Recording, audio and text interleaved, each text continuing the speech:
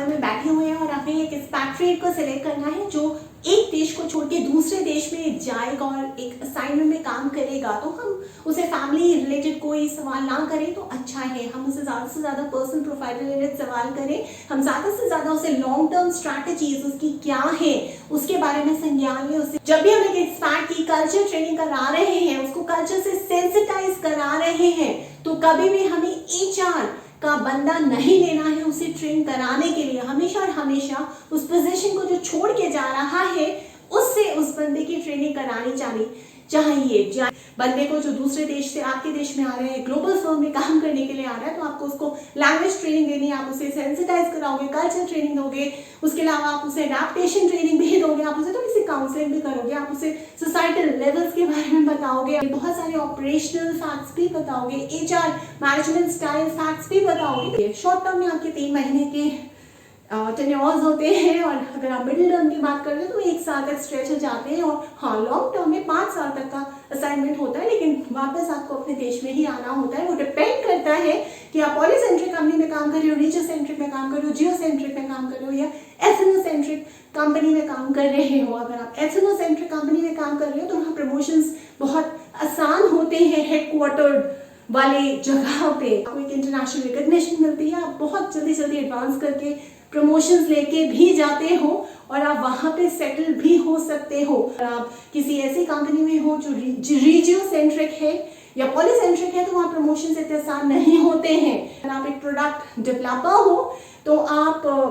Ethnocentric company में product को develop तो कर सकते हो अपने ही देश में रह के जहाँ आपके हेडक्वार्टर्स हैं। लोकल वेरिएशन होता है आपके प्रोडक्ट डेवलपमेंट में, वो वही लोग लेके आते हैं जो जियो सेंट्रिक ग्लोबल फर्म्स में काम कर रहे होते हैं। तो हमें ये भी देखना है कि हम किस तरीके का प्रोडक्शन करना चाह रहे हैं। लेकिन हाँ, अगर आप एक ऐसे पोस्ट पे जा रहे हो जो हाई पोजीशन है जहाँ पे टेक्निकल एस्पेक्ट्स भी होते हैं, सोसाइटल एस्पेक्ट्स भी होते हैं और साथ साथ में कौन से एस्पेक्ट्स होते हैं, फैमिली कंसिडरेशन एस्पेक्ट्स भी, तो आपको तीनों तरीके की ट्रेनिंग दी जाएगी। देखो, जिस तरह से आप एक्सपैट की तरह, एक्सपैट्रिएट की तरह अपने देश से बाहर जाते हो बड़े बड़े असाइनमेंट्स में, उसी तरीके से आपको बाहर से जब वापस आना होता है, क्योंकि ये असाइनमेंट्स कभी कभी शॉर्ट टर्म के होते हैं 3 महीने, कभी कभी मिडिल आप उसको टर्म दे सकते हो जैसे 1 साल, और कभी कभी थोड़े लॉन्ग ड्यूरेशन के होते हैं जो 5 साल तक चल सकते हैं। लेकिन उसके बाद उन असाइनमेंट्स को खत्म करके आपको बाहर से अपने देश में वापस आना पड़ता है, जिसे रिपैट्रिएशन बोलते हैं। तो जब आप बाहर के देश से अपने देश में आओगे, फिर से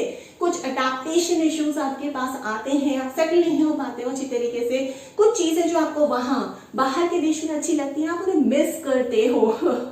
और फिर सेटल होते होते आप थोड़ा टाइम ले लेते हो। जिस तरीके से जब आप यहाँ से बाहर गए थे तो आपको एक एंग्जाइटी हो रही थी, आप एंशियस थे कि पता नहीं बाहर क्या हो जाएगा। फिर जब आप वहां पहुंचे, आपका हनीमून पीरियड शुरू होता है, धीरे धीरे आप कल्चर में अडैप्ट होने लगते हो। इस तरह से आपके 9-10 महीने बीत जाते हैं और फिर 1 साल तक हो जाता है सेटल होते होते, अडैप्ट होते होते। लेकिन जब तक 1 साल हो जाता है तब आपको न्यूज मिलती है कि आपको वापस अपने देश में जाना है, तो फिर से वही एंग्जाइटी और वही साइकिल दोबारा से स्टार्ट होके खत्म होती है। देखो, ग्लोबल HRM में ये भी संज्ञान किया जाता है कि जब आप यहाँ से अपने देश से छोड़ के बाहर किसी प्रोजेक्ट पे जा रहे हो तो आपकी सैलरी कितनी रखी जाएगी, आपको कॉम्पनसेशन कितना मिलेगा, उसके बहुत सारे फैक्टर्स होते हैं। जैसे टैक्स